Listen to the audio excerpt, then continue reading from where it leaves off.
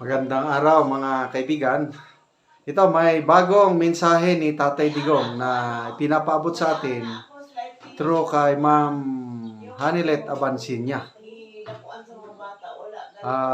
Mga mensahe niya noon kay BP Sara is relax lang kayo. Pinasakamay ko na sa Diyos ang aking kalagayan. There will always be may hangganan ng lahat. And there will always be a day of reckoning. Yun ang matandaanan ko, last message niya. So ito, bagong mensahe, ito is April 17, kahapon. So, ito, pakinggan natin si Ma'am Hanilet Abansinya. Sabi niya, kalimutan niyo daw siya kung di niyo daw suportahan ang PDP niya. Magkalimutan na lang daw. Siya ngayon, may mensahe siya. Ano po? Sabi niya, kalimutan niyo daw siya kung di niyo daw suportahan ang PDP niya. Magkalimutan na lang daw. Siya ngayon. So, makita nyo, kahit nandun na nakakulong ang ating tatay, ang iniisip niya, yung mga kandidato pa rin niya. At yan ang gusto ko sa ating tatay, prangka-prangka lang. Walang tago-tago. So, yan din ang nung rally sa Mandawi, sinabi niya na yan, although pakiusap. In a very soft voice, sabi niya, hiling ko lang sa inyo. Binisaya nga eh. Yung speech niya, nagabisaya lang siya. Kung hangyoon sa inyo, palihog, butuhi, ang PDP laban, para sa akong anak, para sa iyang impeachment, hangyo. So karon hindi na hangyo. Magkalimutan na tayo pag hindi nyo suportahan ang PDP laban. Okay. Tatay Digong, don't worry. Nagkakaisa po ang DDS. Correct ba mga kasama kong DDS? Basta pagdating sa Duterte, nagkakaisa. No problem. Halos lahat. Basta maka-Duterte, boboto ng Duterte. Doon na lang tayo nagkakatalo yung plus 2. Kasi ang utos, ang endorsement ni PRRD through kay BP Sara, ang iplinasto si Senator Amy Marcos and Camille Villar. Maraming ayaw kay Senator Amy, marami ring umaayaw kay Camille Villar. Medyo mas madami ang gusto kay Camille. Ang maraming ayaw talaga si Senator Amy. So, okay na lang yun. Irespeto namin ang desisyon ng mga DDS na ayaw iboto si Senator Amy o Camille Villar. Kasi ang mga nababasa kong gusto nilang iboto is Colonel Ariel Querubin dahil inendorso daw ni Congressman Pulong Duterte. Hunasan, yan. Mga Ayan, ang malakas. Hunasan, Gonzales, Querubin. Okay lang. Basta importante, nagkakaisa tayo sa 10 PDP laban yung Duterte. That's part of democracy. Hindi po katulad sa kabilang banda, kabilang kampo, alyansa, yung plano nila doon, usap-usapan, ilaglag na nila si Benhur Abalos. Kawawa naman. May nabasa akong post kanina, pati na si Tolentino. Kasi mababa sila sa ranking o rating. So, ilaglag na lang Abalos and Tolentino ang bubutuhan nila, ang ikakampanya, i-push nila, Bam Aquino and Kiko Pangilinan. Kasi may pag-asang manalo itong si Bam Aquino at Kiko Pangilinan. Kasi nasa nasa winning bracket na eh. Nasa number 12, 13, 14, 15, konting push lang. In the same manner, ganyan din ang kalagayan ni Camille Villar at Senator Amy. Nasa winning circle, kailang alanganin pa. Kaya, nakita ko yung wisdom ni PRRD at BP Sara. Total, 10 lang yung PDP. Bakit hindi mo dagdagan ng 2? Sayang din.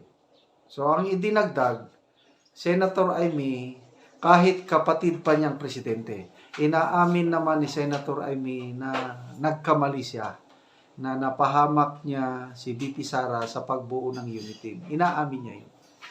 And I believe BP Sara has learned her lesson. Kasi kung nakinig lang si BP Sara sa kagustuhan ni Tatay Digong noong 2022 na eleksyon, wala sana tayong problema ngayon. President Sara Duterte sana ngayon.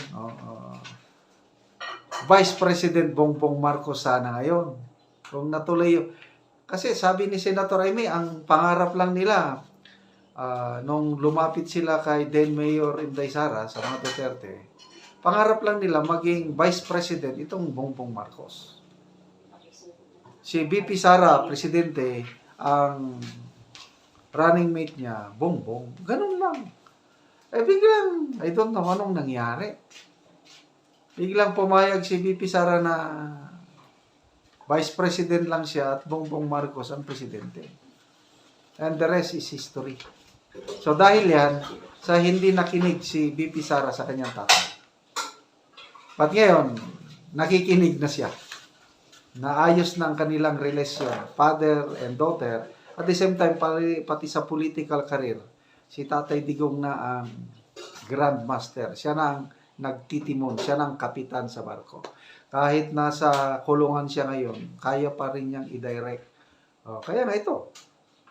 PDP laban pa rin ang ano. Ito, meron na kaming baluta eh. Nagdi-distribute na kami dito sa Bukidnon, sa aming mga kaibigan.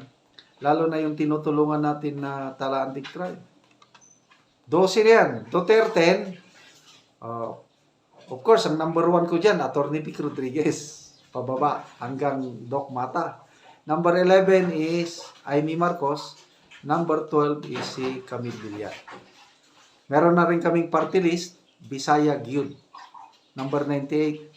First nominee si dating Chairman Greco Bilhica. Alam niyo naman, malapit sa Duterte yan, Bilhica. At second nominee si retired General Carlos Kita, kaibigan kong matalik. Kaya yan ang ini-endorse ko. Number 98, Bisaya Gyud. So, ayaw ka pala katay. Digong. Solid kami, Duterte plus 2. Kung ano yung i-plus 2 namin, bahala na kami. But ako, naniniwala ako sa endorsement ni BP Sara, Camille Villar, and Amy Marcos. Okay. Salamat mga kaibigan sa inyong pagsubaybay sa ating channel. Nakakatulong kayo ng malaki sa tribong Talandig at ang ating sweldo ay tinutulong natin sa tribo na namimigay tayo ng mga yero at pako para ma-repair ang sira-sirang bahay ng tribong Talandig. Panoorin nyo ang video na ito. Si Angkol ang natagaan na mo gero. Salamat. Yan ang gidala ang iyang gero. Nagatag-ug sen na makapan di nagaulanan. So, salamat.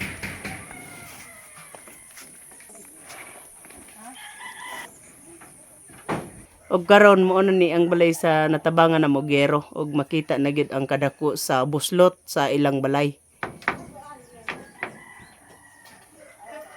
Kaya dako nangadamit siya.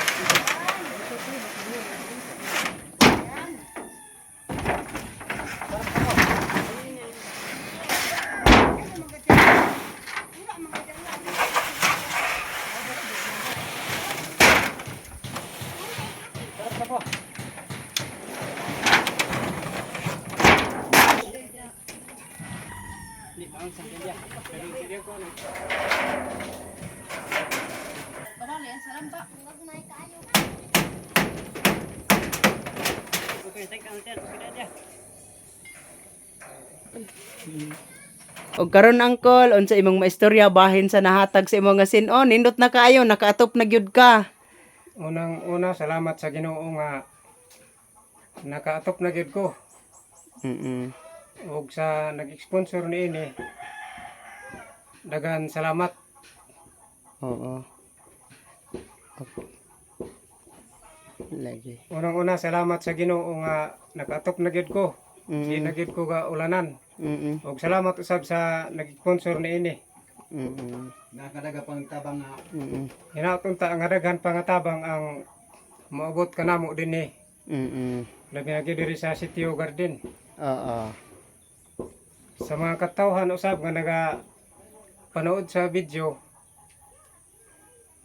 Daghan salamat sa inyo. Sige, Col. Salamat pod.